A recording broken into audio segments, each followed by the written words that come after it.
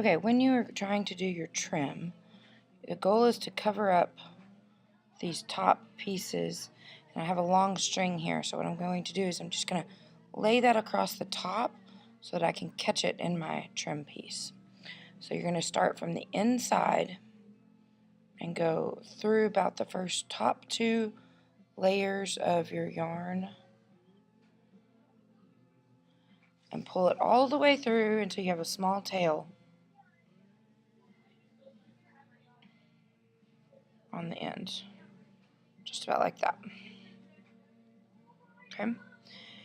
We're going to come back and tie a knot with this in a little bit. Okay, the whole purpose of this is to cover up the mess on the top. So you're making big loops and you're just going to kind of sew in a circle right next to each other so that they cover up all that stuff on top. And we're going to, because I'm going all the way around, because this particular weaving pocket doesn't have a flap, I'm leaving this till I get all the way back around, and then I'll tie my end to this piece and make a knot. So you're just going to continue sewing in a circle so that it loops over the top and makes a nice trim.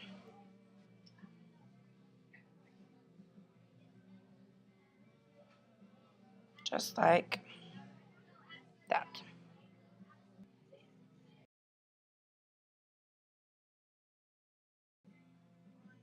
Okay, after I have gone all the way around, when I got back over here, I tied my 2 pieces together on the inside in a nice knot so it would not come undone.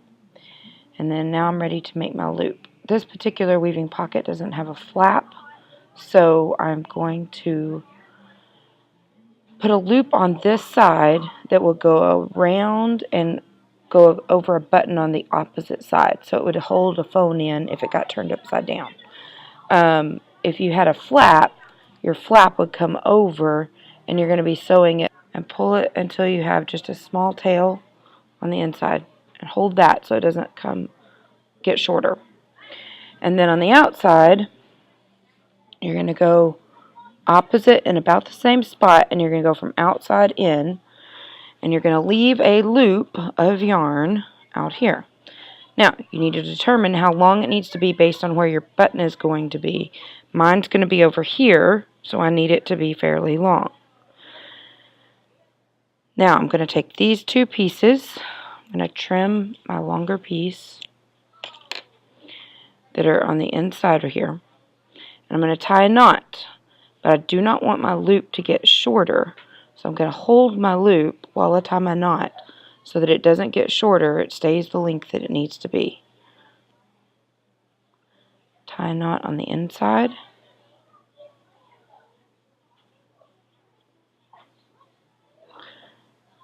And then your loop is secure. And you just trim your long tails.